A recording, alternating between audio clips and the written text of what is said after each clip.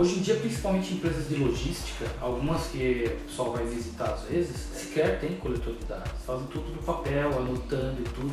Não por acaso, muitos deles até crescem, mas será que crescem na velocidade que deveriam ou que poderiam se tivesse um equipamento onde ele conseguisse aumentar a produtividade, entregar o produto num tempo menor? Muito provavelmente ele teria mais clientes à sua disposição. Mas muitas vezes esse tipo de equipamento ele é comprado porque hoje as pessoas já têm a percepção de que uma empresa sem tecnologia não consegue avançar, né, nos seus processos e não consegue dar a dinâmica que é preciso. E hoje, principalmente quando a gente fala de e-commerce, empresas de centro de distribuição, varejo, que estão com o objetivo de entregar aos clientes os produtos de forma mais rápida, não conseguem fazer isso sem uma tecnologia adequada. E aí se perdem no projeto, né? Não conseguem ser objetivos, investem dinheiro que acaba indo pelo ralo, porque é necessário depois comprar uma outra solução, ou algumas empresas, né, empresas menores,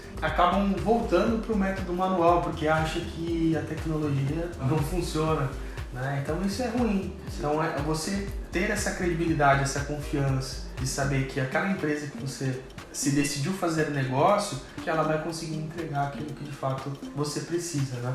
E esses equipamentos aqui, Newton, a gente tem vários tipos de modelo de equipamento, como eu citei. Então, por exemplo, aqui por que a gente tem esses dois modelos de equipamento? Por que a gente colocou se a princípio, e até pro pessoal que está ali na frente, não tem diferença alguma, certo? Sim.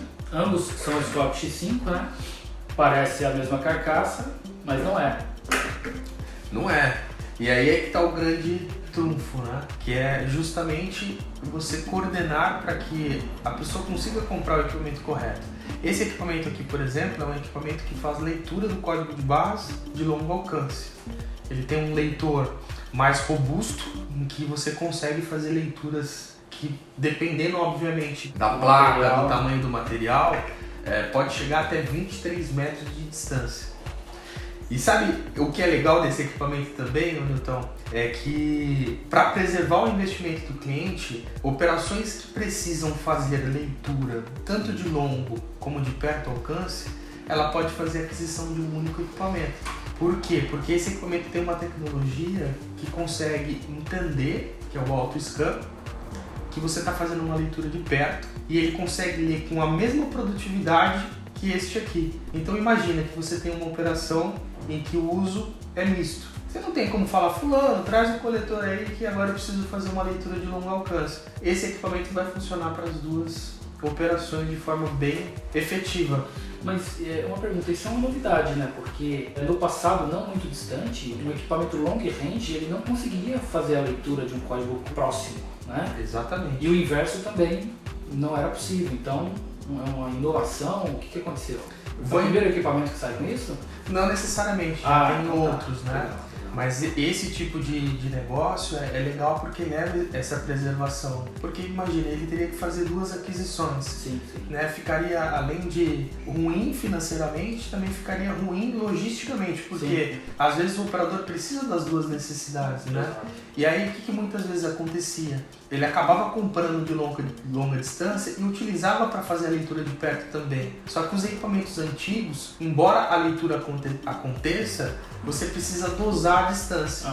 E aí se você entra, por exemplo, numa operação que você precisa ter agilidade para fazer uma separação de mercadoria, você vai perder tempo. E aí você não consegue ter a efetividade da leitura da forma que deveria. Por isso que é muito importante hoje a gente focar no que tem comparado ao que tínhamos não preciso falar muito, há 4, 5 anos atrás, porque talvez já é o momento de fazer uma atualização de parque. Quando a gente fala da leitura é um ponto, mas aqui a gente vai ter outros vários benefícios, como o Android, por exemplo, frente ao Windows, que foi descontinuado, e assim sucessivamente, né? Então, se a gente for usar a analogia aqui para carro também, é o mesmo modelo, né? São ambos Scorpio X5, só que esse aqui tem um part number específico e esse aqui tem um outro part number. Por que tem essa mudança de part number? Quando muda o que no coletor que ele precisa mudar de part number? Então, quando eles fazem um determinado equipamento, o part number guarda os atributos desse equipamento. Então, por exemplo, qual modelo de laser se é curta ou longa, qual o tipo de processamento que ele tem, se ele tem gatilho ou não tem gatilho, se ele tem resistência à condensação, se ele tem algum tipo de característica diferente. Então, isso às vezes muda 1 ou 2 itens de um equipamento para o outro que precisa ter um part number diferente. Legal. Então, assim, existem N part numbers do mesmo modelo de equipamento. Então, eu quero comprar o Scorpio X5. Qual que é a sua operação? O que você pretende fazer? Legal. Como é que vai ser o uso? Como que vai rodar o software que vai trabalhar junto com o coletor? É um WMS? Vai rodar na nuvem? Precisa de um emulador? Então, todos esses detalhes que precisam ser analisados, né? Para que ele escolha o part number certo que vai atender aquelas especificações, aquelas necessidades que ele precisa, né? Exatamente. É igual mais ou menos a compra do carro, né? Então, você vai comprar um carro, Volvo, qual que é o padrão? O padrão é esse aqui, que vem com o carro, tem uma rodinha de liga leve, tem vidro elétrico e direção hidráulica. Mas eu gostaria de opcionais. O que mais você quer? Eu quero um teto solar, eu quero que ele venha já com rádio, eu quero com a luzinha interna. E aí, com base nesses atributos opcionais que você solicitou, ele vai criar um SKU específico para te vender o carro com aqueles acessórios, né? Então é basicamente isso, só que aqui no caso a gente já tem os equipamentos prontos. E aí, com base nas perguntas que você vai fazendo junto ao cliente, você vai identificando qual é o equipamento que se enquadra com aqueles atributos para atender a operação dele. Então, por isso o nome, né? Integrador. Você vai entender exatamente qual que é o cenário para integrar a tecnologia ideal para resolver o problema do cliente. Exatamente. E essa é só a primeira parte, né? Porque aí depois que você entrega o equipamento de fato, aí é que começam de fato as integrações já no cliente. Porque a primeira integração é a integração de conexão dos atributos do equipamento com a necessidade dele. O segundo passo já seria a integração do equipamento com a usabilidade do sistema. Então, essa parte sistêmica é uma coisa que a gente tem feito muito bem, né? Principalmente para você mudar aquele insight de uso. Então, reprogramando o design visual do equipamento, tornando ele mais atrativo e intuitivo. Legal. Né? Então, integrando voz junto ao processo do equipamento com WMS. Então, esse tipo de solução é o que a gente acaba entregando em conjunto e, por isso, se tornando um integrador de soluções. Então, a gente pode dizer que, com base nessa importância de informar a necessidade para poder entregar o equipamento ideal, esse não é o tipo de equipamento que você entra num e-commerce, num site e compra simplesmente porque você quer um coletor de dados, né? Você precisa realmente fazer esse tipo de análise para você não fazer a compra errada.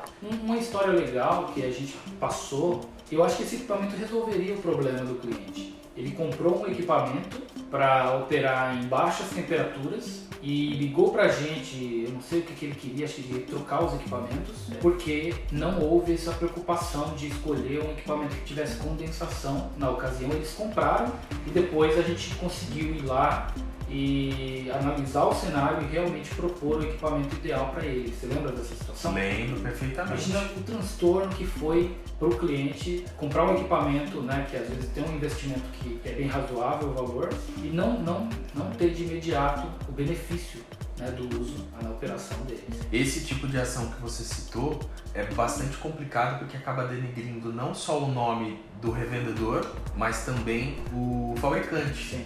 Esse cliente, por exemplo, quando ele nos procurou, ele disse que tinha uma certa necessidade, que era fazer esse tipo de coleta em ambiente refrigerado, mas que ele já não tinha mais certeza se existia equipamento para essa finalidade. Aí eu perguntei, mas por quê? Ele respondeu, porque me venderam alguns equipamentos aqui e simplesmente eu não consigo utilizá-los dentro da câmara. E aí nós fomos investigar e descobrimos que o equipamento daquele fabricante era um excelente equipamento, um dos principais equipamentos comercializados atualmente no mercado de AIDC e que ele só tinha sido vendido de forma errada. Ou seja, o cliente disse que não queria nem ver o revendedor e também não queria mais saber desse fabricante. Falou, cara, vocês podem me trazer qualquer outra solução, mas eu não quero mais ver nem o revendedor e nem esse fabricante aqui, nem que ele venha pintado de ouro.